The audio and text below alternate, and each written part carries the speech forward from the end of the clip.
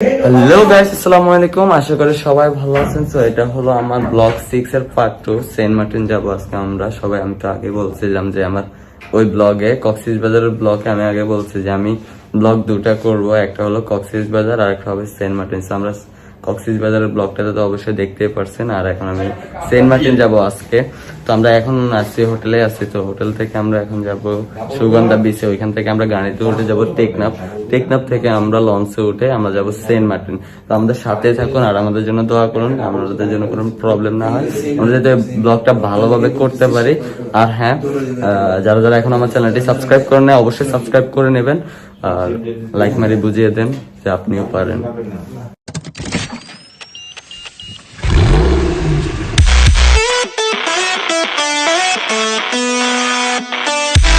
So guys, আমরা already টেকনাফে চলে আসছি। এখন আমরা লঞ্চে উঠবো। আমরা লঞ্চ গার্ডে যাচ্ছি, আমাদের সাথে থাকুন।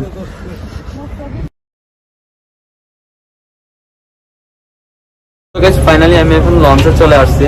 এখন এখান থেকে এখনো লঞ্চটা ছাড়ে নাই, বাট একটু পরে ছেড়ে দিবে। ছেড়ে দেওয়ার পরে আমি দেখাবো যতটুকু আমার দ্বারা সম্ভব হয়। তবে একটা জিনিস আমার মনে হয় মাঝখানে যাইলে একটা জিনিস হয়তো দেখা যাবে, অনেক সুন্দর একটা জিনিস, বাট ওটার জন্য ওয়েট করতেছি। ওটা কখন দেখবো আর আপনাদেরকে কখন দেখাবো, তো আমার সাথে থাকবো। লঞ্চটা অলরেডি ছেড়ে দিচ্ছে, বাট পিছনে যে ভিউটা দেখা যাচ্ছে অনেক জোস একটা ভিউ, বলার বাইরে। পাখিগুলো উঠতেছে, জোস লাগতেছে অনেক।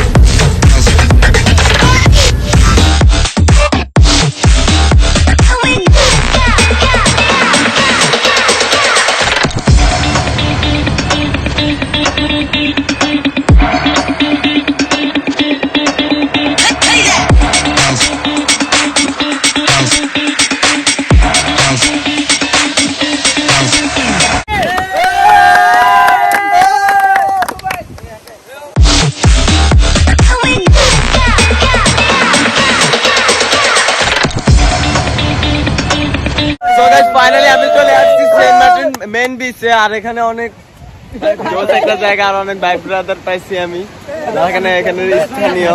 তো ওরা আমার দেখে অলরেডি চিনে ফেলছে, অনেক ভালো লাগছে ওদের কথাবার্তা। একটা ছবি নেবো? হ্যাঁ, একটা ছবি, একটা না দুইটা নেবো, টেনশন নেই।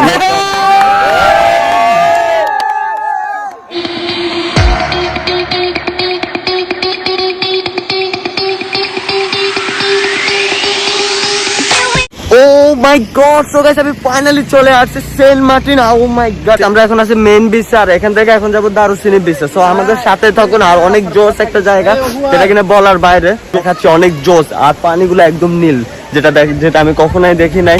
অনেক জোস একটা জায়গা, আর এখানে মানুষগুলো অনেক ভালো লাগে, ওনাদের কথাবার্তা। সো গাইস ফাইনালি আমি চলে আসছি দারুচিনি বিচে। আর এখন আমি আপনাদেরকে এমন একটা জিনিস দেখাবো যেটা কিনা বলার বাইরে, একদম নীল পানি, এমন একটা জোস ভিউ দেখাবো।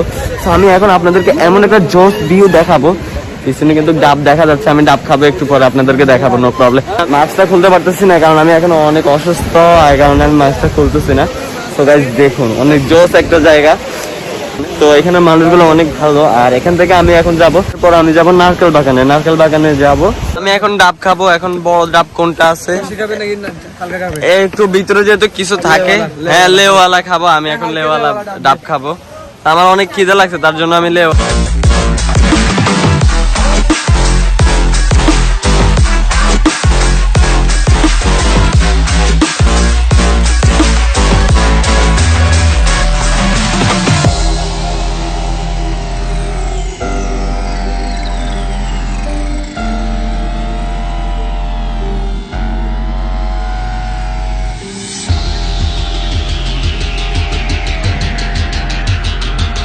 তো গাইস ফাইনালি আমি চলে আসছি নারকেল বাগানে। আর এখানে আমি আজকে কোনো টিকটক ভিডিও করি না, বাট এখানে আমি আজকে টিকটক ভিডিও করব।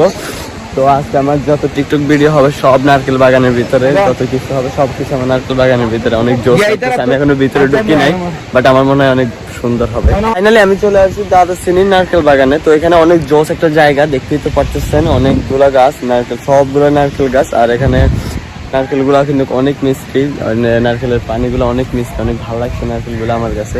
ও মাই গড।